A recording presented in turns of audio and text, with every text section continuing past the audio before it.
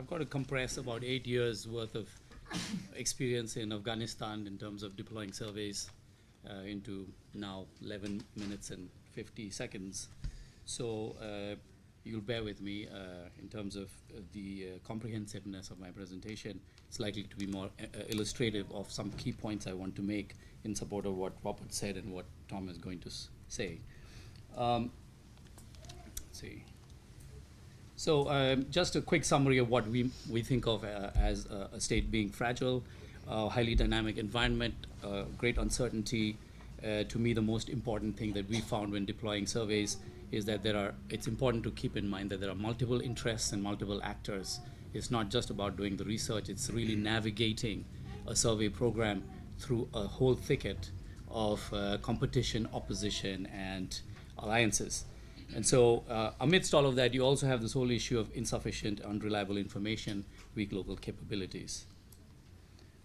Some ways that surveys can help such a situation, Robert has already alluded to some of these. You can capture trends over time. It really helps in a dynamic environment to do so if you take snapshots over time. When a society is broken, when the social fabric is torn, it's important to really know what the public thinks of the state, of other actors. So what matters really is less of expert opinion and more of public opinion in such situations, and to be able to share that. It can also be a public good in a situation like Afghanistan, where tons of money is thrown at problems, and there are many actors seeking to address particular problems. A single problem where coordination is of great value.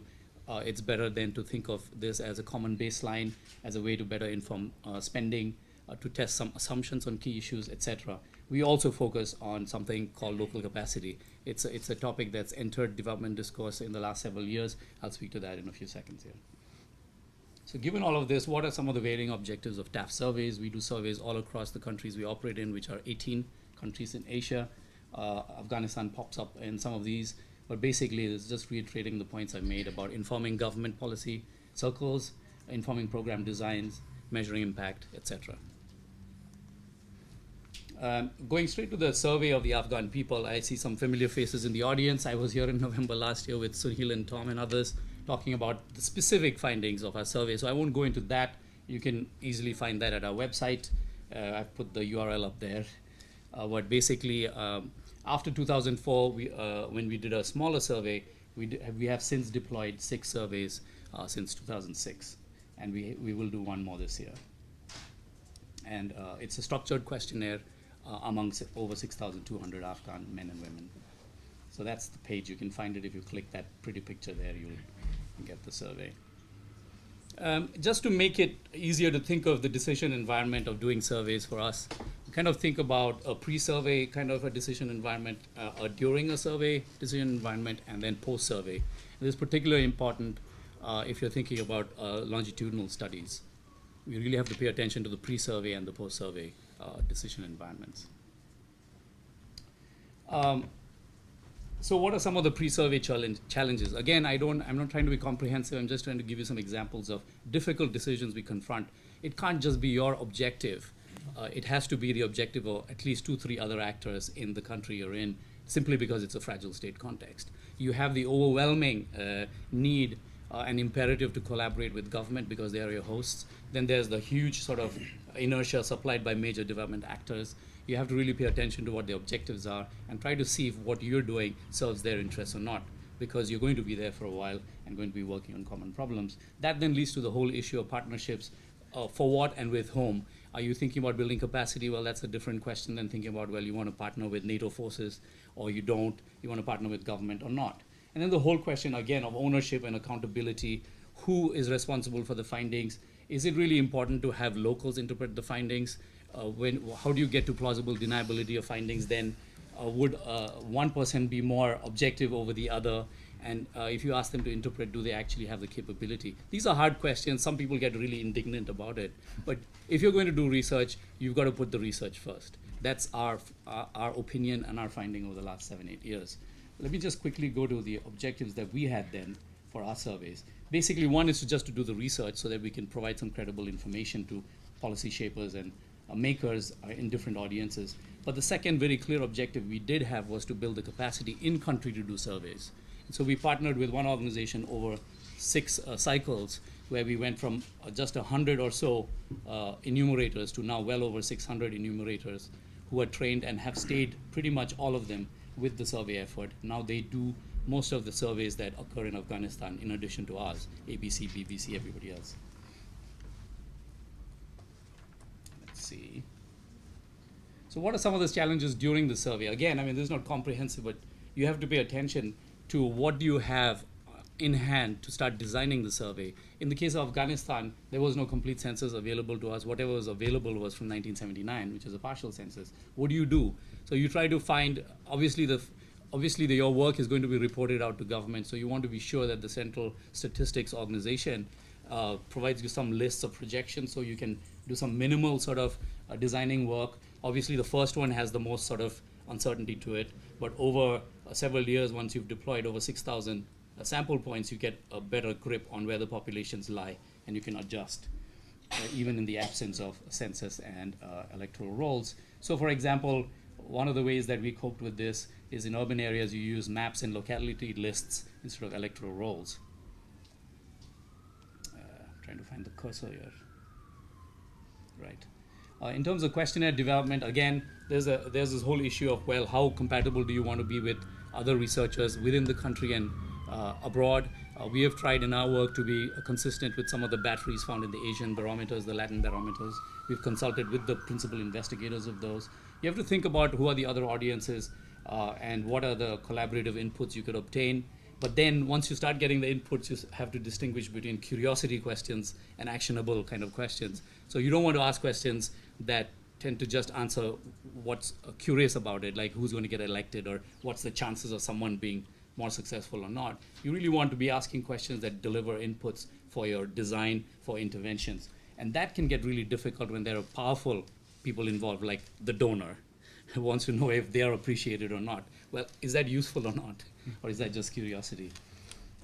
Scale of the fieldwork is another challenge where you have to think about, are there local capabilities? In Afghanistan, we had a particular issue that had to do with, well, if you're going to have gender disaggregated data, you've got to find female interviewers to ask questions. So that was one. The second one had to do with ethnicities, where you can't really ask a Tajik to go down in Kandahar and ask questions of a Pashtun. You may get some answers, but you wouldn't get as good answers if you than if you used a local interviewer. So these are things you have to pay attention to. And training really is critical. It's not enough to just train the enumerators. You've got to have a cadre of trainers who can repeatedly train your staff over the years. I'm sorry I'm blasting through this, but we'll answer some questions later. Some of the challenges, these are somewhat obvious. You know, you're dealing with a terrain that's quite harsh. You've got seasons, and we talked about seasons today. If you're doing longitudinal surveys, you don't want to ask questions in winter and then go and ask them in summer or before harvest and during harvest.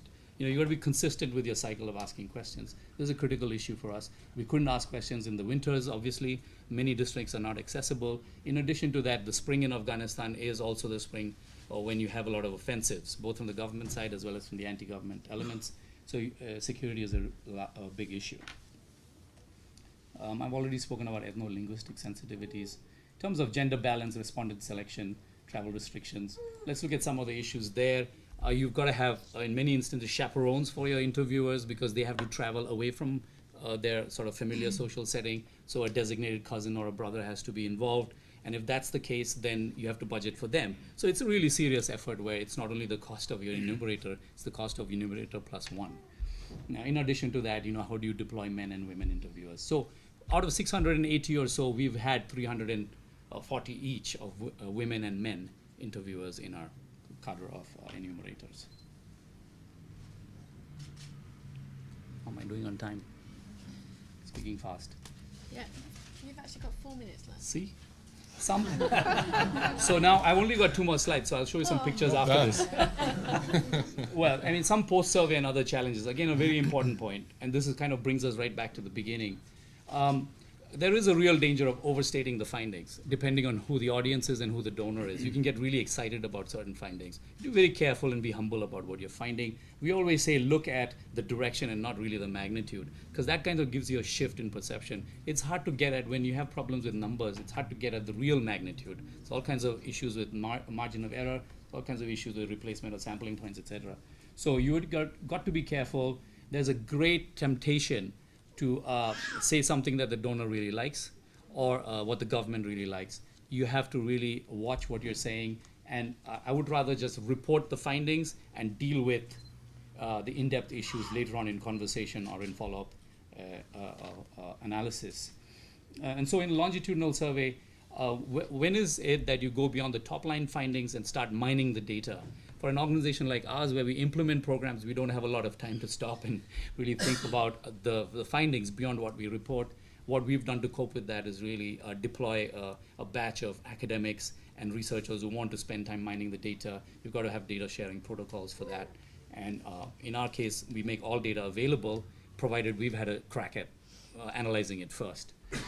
In terms of dissemination plans and the ethics of research, how extractive do you want to be? Because the person who's responding to a question is going to want to know what you really found out. You face that question always in field research. Are you going to tell me what you find out?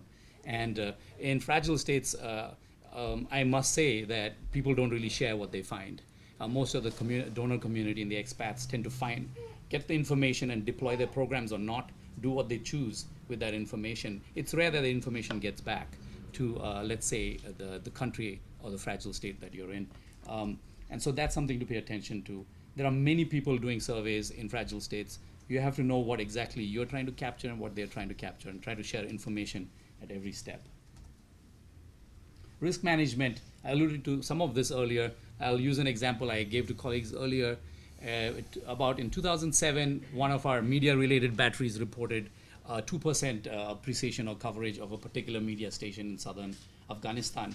The following day, the owner of the television station staged a massive sort of a show on his station, threatening us and saying that in fact, his radio station or his media station had 100% coverage in that area, and we were lying. And so that we shouldn't be doing this kind of survey anymore. And in his case, he was a particularly strong person for that area. We took his threat seriously.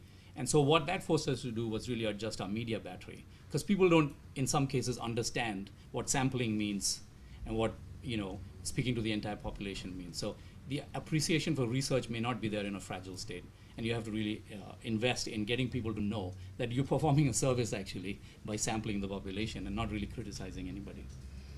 Same thing with the host government and donors. In the case of Afghanistan, we were sure to brief up government agencies and counterparts, sometimes ahead of the public release, so that they were in a better position to think about how they would respond. So again, one-off exercise versus longitudinal. There are great ramifications for cost.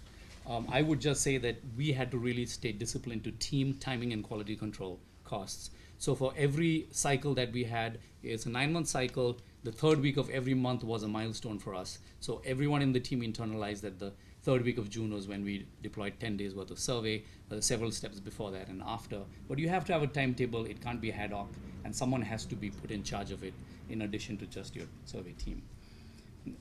And finally, the choice between parachute survey form and in-house management. If it's a longitudinal survey, I would urge people to invest in capacity in country.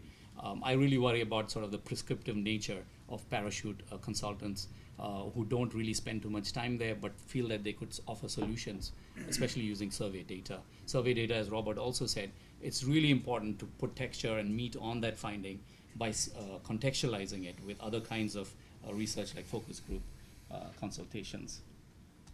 Okay. I have a minute to show pictures. 1 minute. Team training pictures. So these are team training pictures. I'm not going to say anything about it. You can just infer if you want.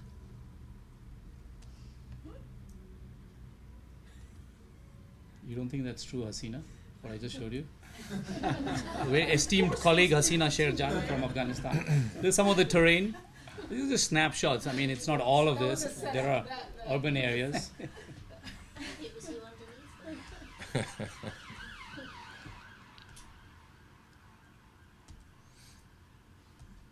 These are some of the interviews now.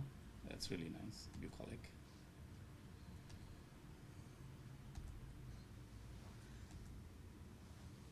See, that's the other thing. I mean, rural folk especially are so busy. And you really have to design questionnaires that don't take up too much time.